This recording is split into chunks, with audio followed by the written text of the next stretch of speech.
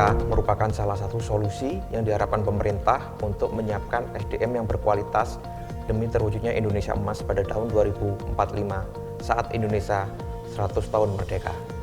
Presiden Joko Widodo menegaskan bahwa kebutuhan generasi muda adalah keterampilan.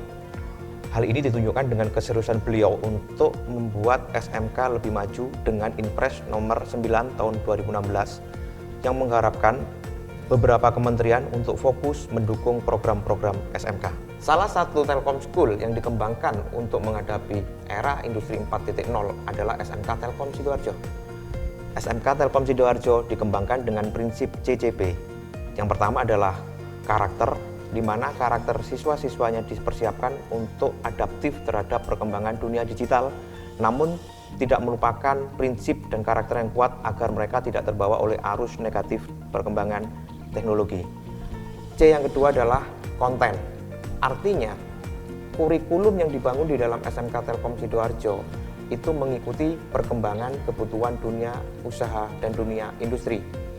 Hal ini dibuktikan dengan penguatan kecakapan bahasa Inggris, mental entrepreneurship, dan kecakapan abad 21 agar anak-anak mampu bersaing di era digital.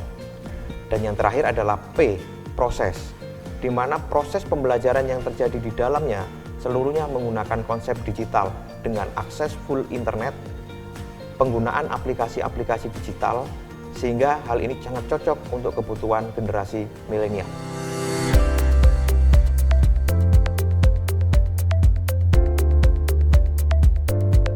Kita juga didukung oleh guru-guru yang kompeten.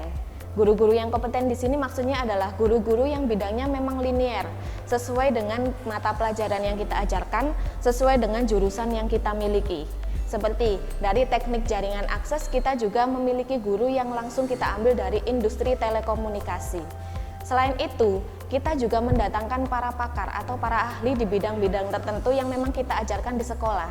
Sehingga anak-anak kita tidak hanya mendapat ilmu dari guru mereka, tapi juga mendapat ilmu praktisnya di lapangan seperti apa.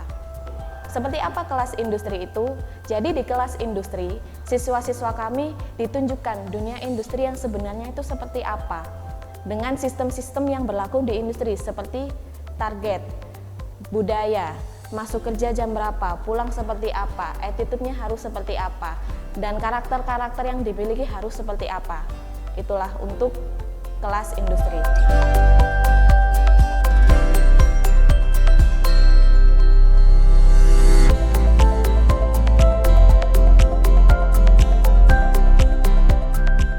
Untuk menjawab kebutuhan industri 4.0, SMK Telkom Sidoarjo menyelenggarakan kompetensi keahlian teknik komputer jaringan akses telekomunikasi plus.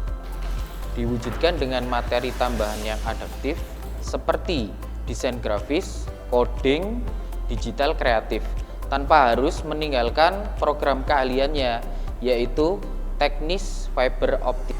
Keseriusan kami terhadap tuntutan era digital kami wujudkan dengan pemenuhan standar sarana dan prasarana, lab fiber optik, laboratorium komputer, ruang kelas yang dilengkapi dengan TV 45 inch dan 2 AC, kemudian server.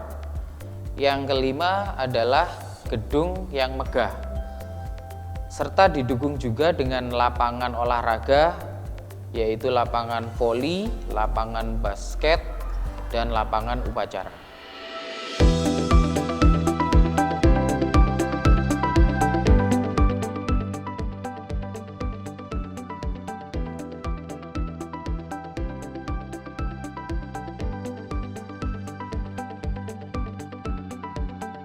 Yang pertama, menjadikan OSIS di SMK Telkom Sidoarjo yang progresif, dinamis, dan solid.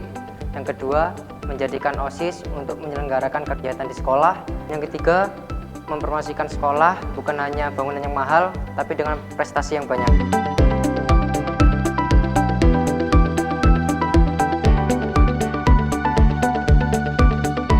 Di sekolah kami, ini ada beberapa program yang mewadahi bakat dan minat siswa, yaitu ekstrakurikuler. Jadi ekstrakurikuler yang kita bentuk memang semuanya kita fokuskan ke siswa. kami wadahi siswa-siswa kami supaya bisa mengembangkan bakatnya masing-masing. Adapun beberapa ekstrakurikuler tersebut kita adakan itu dengan mempertimbangkan beberapa aspek. Tentunya ada aspek olahraga, kemudian aspek olah rasa, kemudian olah rasio dan olah ru. La ilaha illallah. Selain unggul di bidang iptek, sekolah kami juga mengedepankan pendidikan karakter bagi peserta didik kami, yaitu dengan pembiasaan di pagi hari. Yang pertama, pembiasaan di pagi harinya adalah membaca Asmaul Husna secara bersama-sama. Kemudian yang kedua yaitu membaca doa bersama. Dan yang ketiga adalah membaca minimal 10 ayat Al-Quran. Kemudian setelah melakukan pembiasaan tersebut, kita bersama-sama untuk membiasakan yang jarang dijumpai di sekolah manapun.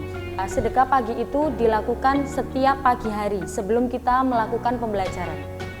Kenapa? Karena kita ingin membiasakan anak-anak kita untuk terbiasa berbagi dengan sesama. Kemudian pada jam istirahat pertama, itu kewajiban bagi peserta didik adalah melakukan sholat duha.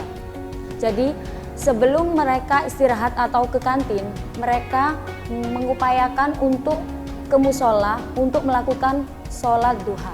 Dan pada jam istirahat kedua, itu kita ada yang namanya sholat duhur berjamaah. Sholat duhur berjamaah di sini, petugasnya dipimpin oleh masing-masing siswa. Untuk petugas imam, adzan, dan dzikir secara bergiliran. Mimpi saya bersekolah di SMK Telkom yaitu menjadi siswa yang menguasai segala IT, karena IT merupakan suatu hal terpenting untuk masa depan.